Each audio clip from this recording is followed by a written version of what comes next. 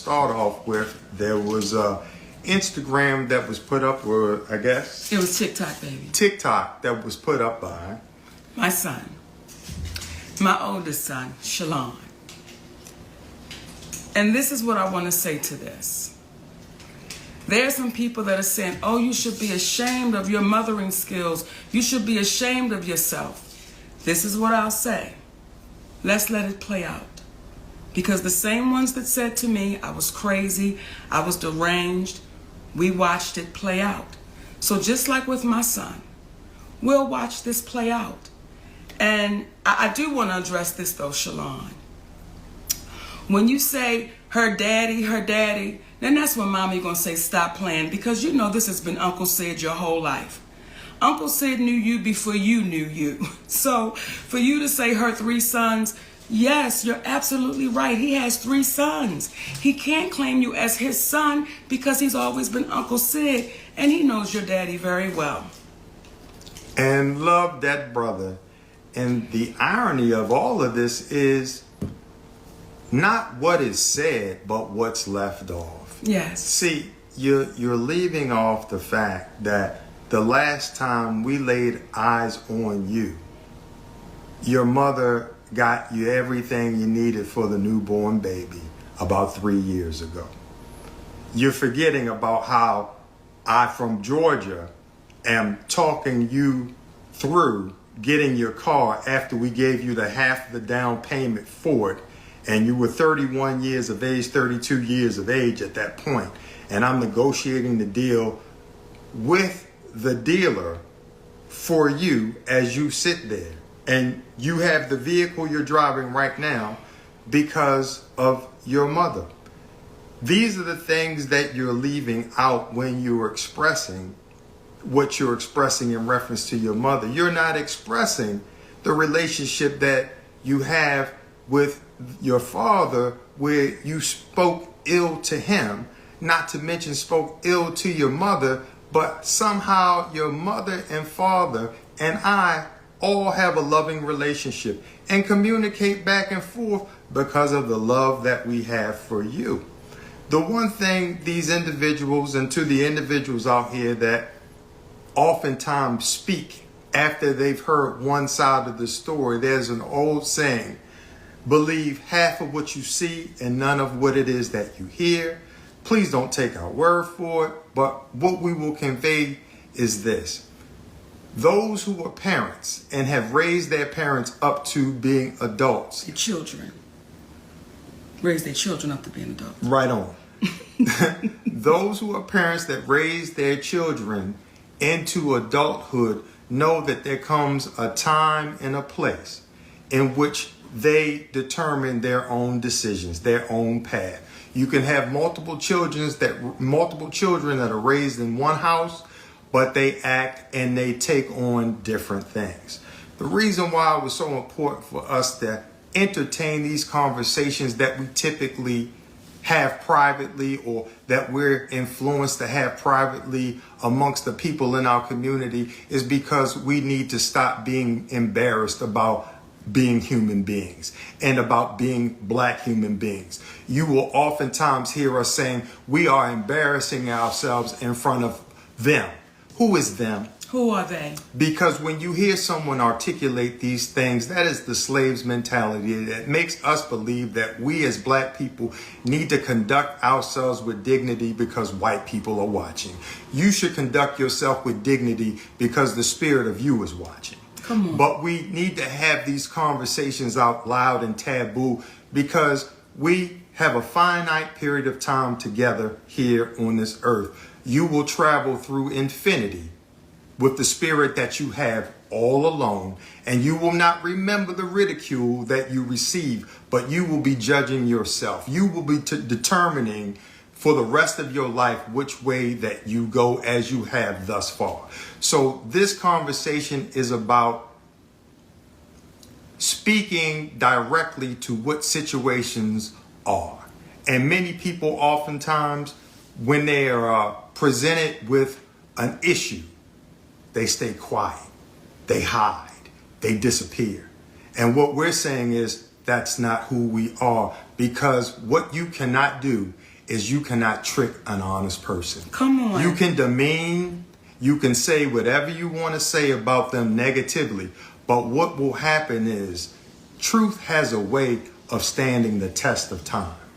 I forgot to have my phone to read the last text message that I gave to you, Shalon, where I told you about the understanding of how you are speaking to a woman and how you as a man and how you perceive things may be completely different from how your wife, how your mother, how your sister, how your daughter will look at things. And when you learn how to communicate a little bit better, then things will happen a little bit better because of the challenges that this young brother has had with mental illness.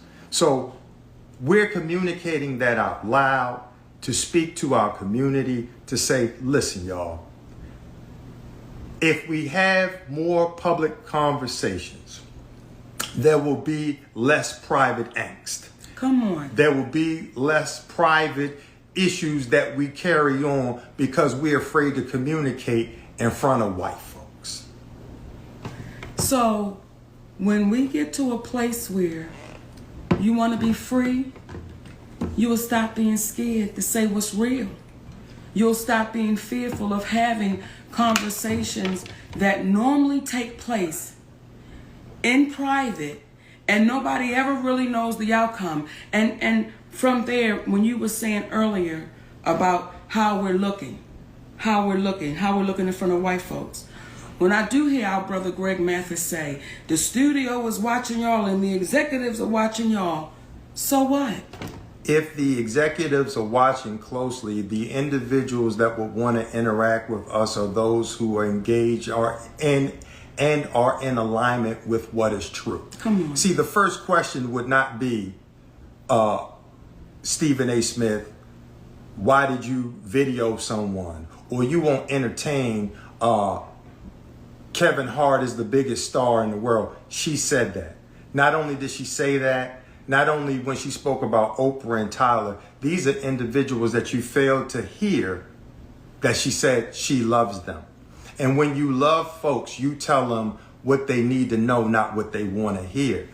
We've put certain individuals in such a status that we've disallowed them to be human beings. And on the note with taking the long way around and that there are no shortcuts. So you could take the shortcut and cross through Miss Evelyn's yard, but you know she got a pit bull. And he may or may not be in that yard. But you know for sure if you get in that yard and he is in that yard, you will definitely be chased.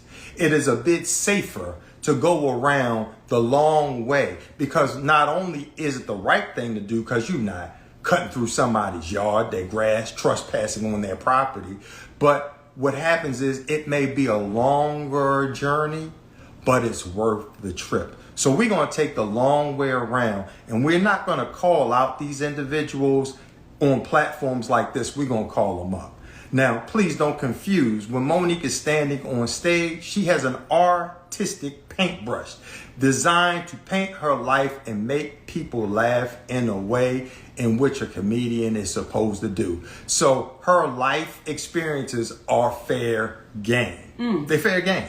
Fair game. So when she says what she says on stage, please don't say it's the way that she said it. Because she's on stage. We're dealing with, when we're not on stage, what is being said. And again, to revisit Brother Stephen A., I'd like to point something out to you. When you sit there and you say that a black woman looks bitter because she's telling her personal truth, when you sit there and you speak in reference to the individuals that she spoke about, you're not, because you wanted to distinguish yourself from Shannon Sharpe as being a journalist, but you said you don't know what's happening, you don't know what's going on, and you don't care to know. That right there is you sacrificing your journalistic integrity, because it is your job to know when you make assertions about certain individuals and not form an opinion.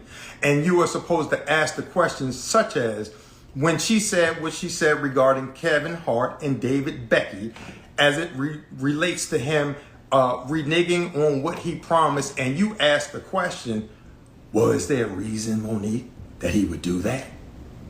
Here's the question you should ask. Is what she said true? And if there was a reason why he would have done that, would there not have been a reason why he wouldn't have called her first to say, I've got to take that deal back? See, when we stay grounded in this thing called ethics, come on, when we stand grounded in this thing called right, it's going to carve through all of the nonsense that you were trying to communicate. And I can see, based upon watching you throughout the years, that you consider yourself an intellect. And please forgive me for speaking in this manner as it relates to Monique. As a black man, what happens is the black woman should sometimes not have to defend herself.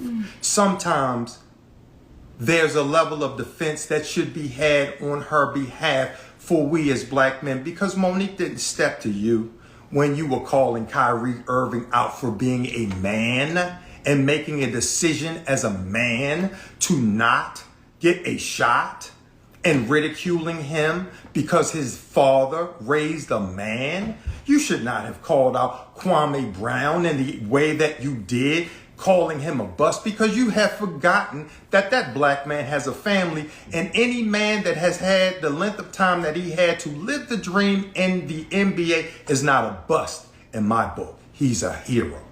He's a hero. So when you call Jason Whitlock a fat bastard, but you're telling Monique, who referred to them as her brother and her sister, and she loves them, but you can call Jason Whitlock a fat bastard. My question to you, why are you allowed to speak your truth, but this black woman is not? Help me. Help me. I need the help. It is low hanging